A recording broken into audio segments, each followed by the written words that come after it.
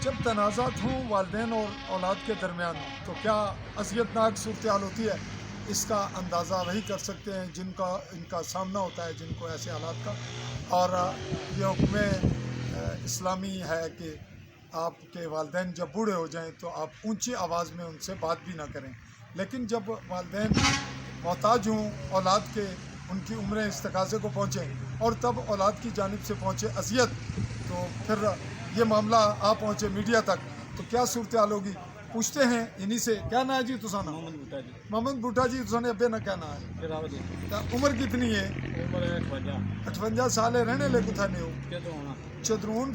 जनाब मैं इस वक्त नाजरीन आपसे मुखातिब हूँ चौधरी फजल रहमान आली न्यूज़ के प्लेटफॉर्म से। AALI स्पेस दे के न्यूज़ लिखिए और आल बेल आइकॉन को क्लिक कीजिए। मैं आपसे मुखातिब आ रहा हूँ और मुझसे मुखातिब है मोहम्मद बूटा, जिनको शिकायत है अपनी औलाद से।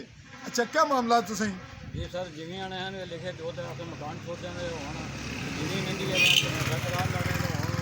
मकान नहीं छोड़ने पे मारे बाहर करने नहीं। अच्छा जी, कह रहे हैं कि अपनी ज़ुबान में, देसी ज़ुबान में बात कर रहे हैं कि मेरी औलाद मुझसे बाज़िद थी कि आप हमें अपनी ज़मीन लिख कर दें, तो इन्होंने जो इनके नाम ज़मीन थी वो इन्होंने अपनी औलाद के नाम शिफ्ट कर दी। इससे पहले जब इनकी औलाद इनको ज़मीन लिखवाने के लिए तंग कर रही थी, ये तब भी मुझे मिले थे। मिले से उन्होंने पहले ये गल में दसने सो भी औलाद है गल आखनी है। मैंने इनकी रिपोर्ट नहीं की थी चूँकि औलाद का और वालिदैन का मामला था। आज ये मिले हैं, इनको ये शिकायत हो चुकी और इनको उसी शिकायत पे इन्होंने ये कोई एक एप्लीकेशन बाकायदा लिखी हुई है और इसमें अपने औलाद को फरीक बनाया हुआ है इन्होंने।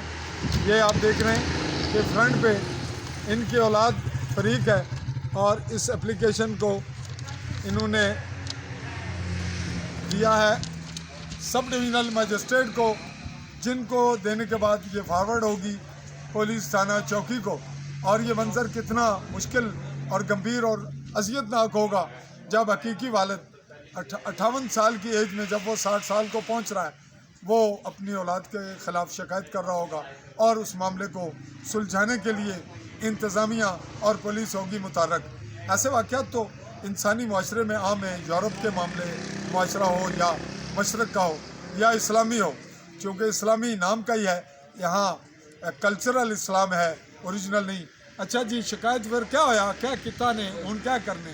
पहले कह रहे थी ज़मीन लिखे दो तो हम मकान छोड़ देंगे। मैं कहा मेरा सामान जरा वापस दे दो तो मकान छोड़ दो। फिर इन्होंने कहा भाई चलो असा 5 दिन के बाद मकान छोड़ देंगे। तो फिर वो 5 दिन गुजरे थे, मुकर के आखने नहीं देने हूँ मार देंगे। परसों कल इन्हें किया भाई अंदर डके थे दोनों ने लगे जाए रस्सी इनके गले में डाली है तो फिर पक्के ने बनने लगे थे। फिर कुड़ी ने छुड़ा दिया था। फिर मुझे दोबारा फिर उसने मारा, सिर पर भी मारा, पैर पाँव में मारा। तुसें मारिया पुत्रा? हाँ जी, पुत्र मारे। तो तुसें गले च रस्सी पा गए टंगा मारना चाहने सन? जी हाँ। तो छड़ाया कुछ? निकी उससे नूह बेटी नूह बहू छड़ाया, यानी बहू तुसें मारिया, बहू बचानी है अभी? क्या ना? अच्छा चलो, जिन्हें मारिया मुड़िया क्या ना है? आफ्ताब हुसैन, मुमताज हुसैन है। ये दो तुसाने पुत्र हैं? जी हाँ। तुसानी बेगम याद है? वो फोत हो गए ने। वो फोत हो गए तो हुन तुसां कुस कोलो तुसें संभालना कोल है? बाहर उठाया रोटी खाना तो बाहर ही रहना, लोगों को लगे रहना। बाहर ही रहने हो, होटलों पर अगे पीछे गुजारा करने होता है। औलाद तुसाने गले च रस्सी पा के मारनी है। जी हाँ। ये गल तुस आखने हो, क्या पता है गल झूठ है? मैं वो बात करूं नहीं तुस आखने हो, मैं ना भी तुसाने पुत्रों को भी हक बनना पूछना इन्हों ने तुसानी गल आपे तक झूठ है नहीं, तुसानी गल ठीक है, तुस आखने हो। अच्छा फिर तुसा की मारिया भी है? मारिया भी है। किस नाल मारिया? फ्राई पान जैसी बड़ा सा चाय बनाने वाला, वो सिरे मारिया, इधर ही मारिया ने। फिर नहीं सिर फ्राई पान लगा है तो जख्म होने ना? ये जख्म नहीं, वो जो पिछला जो सिरा होना वो इस तरह होनी तो इधर भी गोडिया में मारिया ने तो इधर भी जगह है तो कोना सोच गया। ये सोजन है, ये बिल्कुल ये सोजन नजर आ रही है इस हिस्से में। इतने क्या मारिया ने? फ्राई पान मारा। फ्राई पान मारा इन्होंने? केड़े वेले कल गल हुई है? सुबह 8 बजे, 8:30 बजे। कल सी दिन सोमवार, तारीख सी कल 2 अक्टूबर 2023।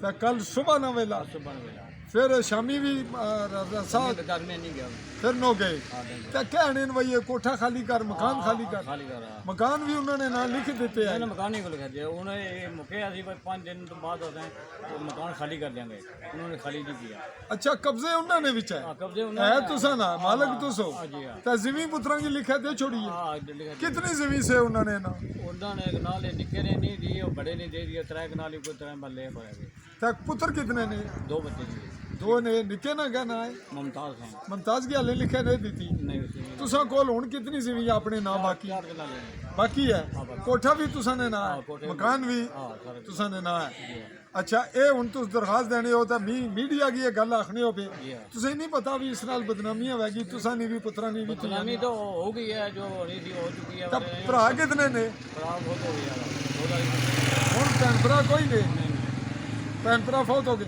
ਤਾਂ ਭਤੀਜੇ ਕਿਆ ਕਰਨੇ ਨੇ ਕੋਈ ਸਪੋਰਟ ਕਰਨੇ ਨੇ اخلاقی कोको नहीं कर रहे बच्चा ਘਰਾਂ ਵਿੱਚ ਤੁਸੀਂ ਕੋਈ ਸਪੋਰਟ ਨਹੀਂ ਕਰਨਾ नहीं नहीं नहीं वो कुछ है लोग बहुत मेंबर है नहीं ताकि जो ਮੈਂਬਰ ਕਿਹੜਾ ਹੈ ਜਿਹੜਾ ਮਦਦ ਕਰਨਾ ਹੈ लिखिया अपना शबीर है उसके बाद मकबूल है सुल्तान इफ्तार है आसाम जंगीर है ਇਹ ਤੁਸੀਂ ਨਹੀਂ ਮਦਦ ਕਰਨੇ ਸਪੋਰਟ ਕਰਨੇ हाँ जी हाँ ਤਾਂ ਮੈਂ ਅਗਰ ਤੁਸੀਂ ਨਹੀਂ ਗੱਲ ਕੀ ਸ਼ੱਕ ਨਾਲ ਤੱਕਾਂ ਤੁਸੀਂ ਨਹੀਂ ਗੱਲ ਸੁਣੀਂਦੀ ਹੈ जी हाँ ਤਾਂ ਮੈਂ ਅਗਰ ਮੌਕੇ ਪਰ ਆਵਾਂ ਗ੍ਰਾਮ ਵਿੱਚ यही बात हो ਨਹੀਂ ਮੈਂ ਮੁਖਤਾ ਇਨਕੁਆਰੀ ਕਰਾਂ हाँ जी यही बात ਮੀਡੀਆ ਕੈਮਰਾ ਖੋਲ ਗਿਆ ਤੁਸੀਂ ਨੇ ਪੁੱਤਰੋਂ ਕੋਲੋਂ ਵੀ ਪੁੱਛਿਆ जी हाँ ਕਿਆ ਪਤਾ ਉਹ ਸੱਚੇ ਹੋਣ उन्हें बच्चे का वो नहीं मन्ना करते हैं जो कुछ भी कहते हैं जो लोग हैं वो मन्ना करने के गिर्द गिर्द में लोग गवाही देंगे जी नाजरीन ये रही आज की हमारी रिपोर्टिंग जिसको हमने दानिस्ता ना दानिस्ता पहले गुरेज किया इसलिए कि ये वालदेन का और औलाद का मामला रहा और इसमें पेचीदगी मुआशरे में इसके असरात मुरतब होते हैं तो फिलवक्त मैं अपने